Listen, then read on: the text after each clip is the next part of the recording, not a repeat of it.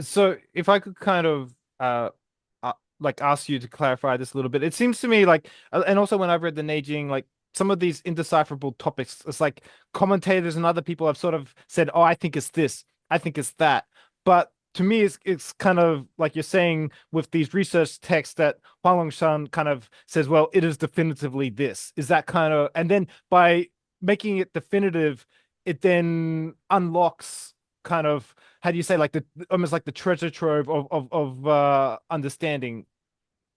Exactly. So it's not that the people that came before Huang, in my opinion, were 100% wrong. That to me is kind of missing the spirit of the Neijing, because the Neijing is a fluid text.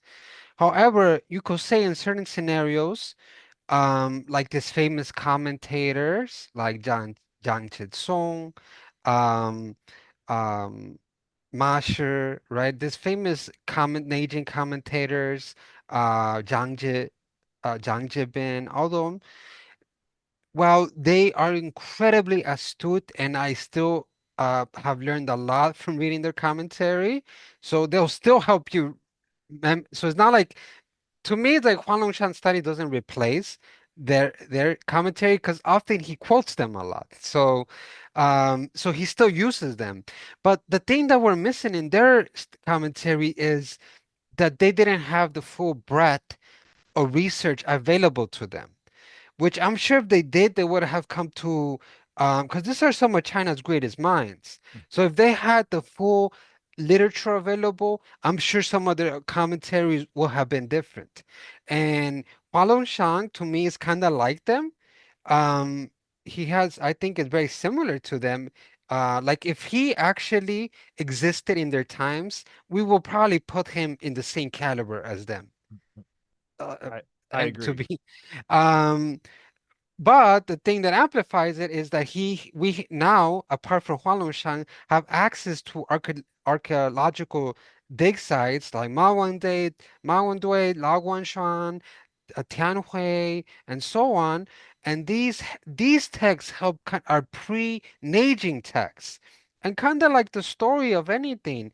How how do you know that somebody like how do you actually understand Confucius? Well, you have to understand his life.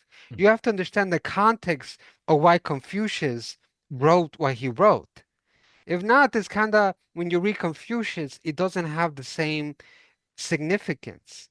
So similarly, Huang Longshang sets the setting for the Neijing to make sense, and some of those commentators didn't fully do that.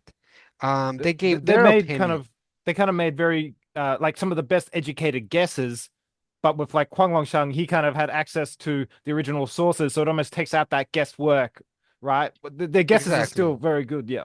It's very impressive, especially because they didn't have access Mm, to some of the technology that Huanglongshang has, and mm, we have, like like electronic files, digital databases.